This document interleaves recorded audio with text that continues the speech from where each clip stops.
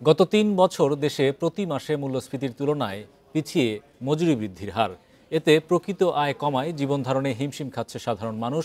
পরিকল্পনা উপদেষ্টাও স্বীকার করছেন, খাদ্যের উচ্চ মূল্যস্ফীতির চাপে আছে নির্ধারিত আয়ের মানুষ।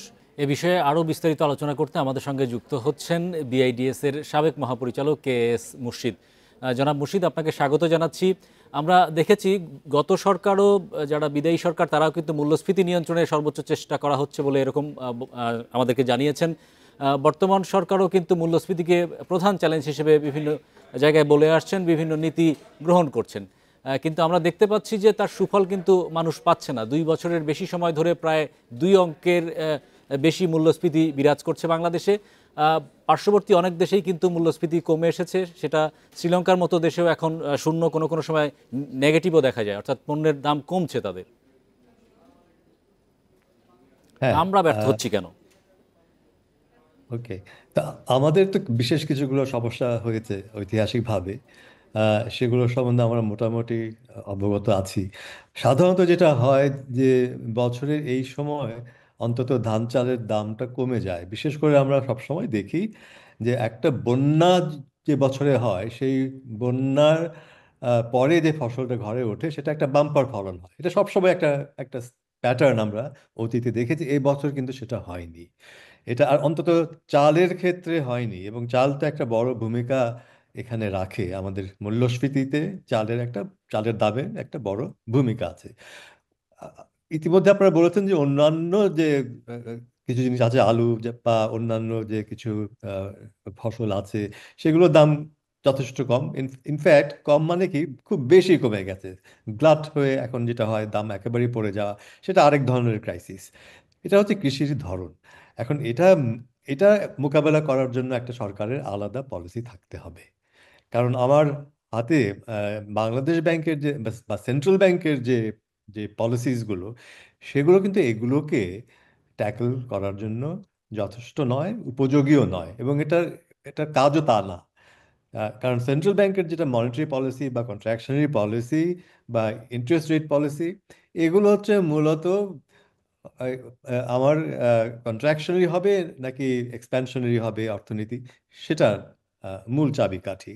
তো এখানে যে নীতিটা গ্রহণ করা হচ্ছে সেটা হচ্ছে কন্ট্রাকশনারি। আর কারণ বলা হচ্ছে যে ডিমান্ড যদি আমরা কমাতে পারি তাহলে মূল্যস্ফীতি কমে আসবে। এটা একটা আহ, এই কথার মধ্যে একটা গভীরতা আছে, একটা সত্যতা আছে, এবং আমরা দেখি যে এটা একটা ওয়ান অফ দ্য টুলস। কিন্তু এটা শুধু এটা দিয়ে হবে না।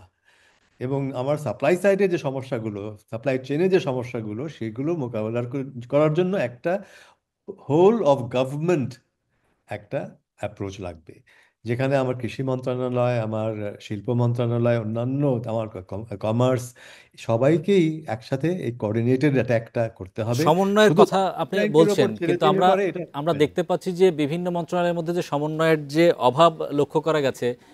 রাজস্ব হার পরিবর্তন করা হচ্ছে, শুল্ক হার কোনো কোনো জায়গায় মূসক বাড়ানো হচ্ছে সেবা এবং পণ্যে, আবার একদিকে বলা হচ্ছে যে মূল্যস্ফীতি কমাতে উদ্যোগ নেওয়া হচ্ছে। তো দুইটা কন্ট্রাকশনারি কিনা, সাংঘর্ষিক সিদ্ধান্ত কিনা বিভিন্ন সরকারি সংস্থার মধ্যে? হ্যাঁ, না, ওখানে দেখুন, অনেকগুলো কারণ এখানে দাঁড়িয়ে গেছে। আমরা একদিকে বিভিন্ন জায়গা থেকে ঋণ নেওয়ার চেষ্টা করছি, বিশ্ব ব্যাংক, আইএমএফ ইন পার্টিকুলার।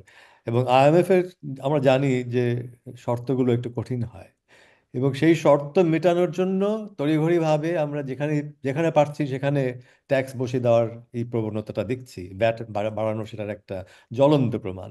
কিন্তু আইএমএফ কিন্তু বলে নাই যে তোমরা কোন কোন জায়গায় ট্যাক্স দিয়ে তোমার ট্যাক্স জিডিপি রেশিও বাড়াবে, সেটা কিন্তু ওরা বলেনি। ওরা বলেছে ট্যাক্স জিডিপি রেশিও বাড়াও। কিন্তু সমস্যা হচ্ছে যে যারা এই দায়িত্বে আছেন, তারা সবচেয়ে সহজলভ্য যে জায়গাগুলো, সেগুলোতে আগে আঘাত হানেন। তার মানে হচ্ছে যেটা করা সহজ, তাদের জন্য যেটা সহজ সেটা তারা করেন, কিন্তু দেশের মানুষের জন্য যেটা সবচেয়ে উপযোগী হতো সেটা হচ্ছে আমার কাভারেজ বাড়াতে হবে, এফিসিয়েন্সি বাড়াতে হবে, যেখানে লিকেজ আছে সেটা থামাতে হবে। এবং আমরা জানি যে অনেক জায়গায় কর ফাঁকি দেওয়া হয় বা করের আওতার মধ্যেই নাই। হ্যাঁ, আমি এক্সাম্পল দিতে আমার কোনো বাধা নাই। আমার যে কোচিং সেন্টার গুলো আছে, এগুলো ট্যাক্সের বাইরে। আমার যে ডাক্তারের যে প্রাইভেট প্র্যাকটিস, লয়ারের যে প্রাইভেট প্র্যাকটিস, এগুলো সব হচ্ছে করের বাইরে। কেন? শুধু শুধু আমার সাধারণ মানুষের উপর করের বোঝা বাড়িয়ে দিয়ে এই প্রফেশনালসদেরকে, যারা কনসালটেন্সি করেন, যারা এই প্রফেশনাল সার্ভিসেস দেন, হ্যাঁ, তাদের এমনকি যারা হেলথ সার্ভিসের সাথে জড়িত অনেক জায়গায়, আহ, তারা করের কাভারেজের বাইরে থেকে যাচ্ছেন। তো মানে সাধারণ মানুষের উপরই কর চাপানোর একটা চেষ্টা চলছে, তো তা আসলে মূল্যস্ফীতিতে নেতিবাচক প্রভাবই হয়তো ফেলবে, আপনি সেটাই বলছিলেন। সহজ উপায়ে ট্যাক্স বাড়াতে হবে, কিন্তু এটা এটা তো সাস্টেনেবল না এনি লঙ্গার। আমাদের এমনিতেই আমাদের সাধারণ মানুষ এখন ত্রাহি ত্রাহি অবস্থা। তো সেখানে এই রকম একটা কাজ যদি আমরা করে ফেলি, তো এটা তো কি সিগন্যাল দিবে বাজারেই, বা কি সিগন্যাল দিবে মানুষের কাছে, কি সিগন্যাল দিবে? কারণ সবার তো এখন নতুন সরকারের প্রতি মানুষের অ্যাসপিরেশন অনেক বেশি, দাবি অনেক বেশি। ধন্যবাদ জনাব মুর্শিদ আমাদের সঙ্গে যুক্ত হওয়ার জন্য।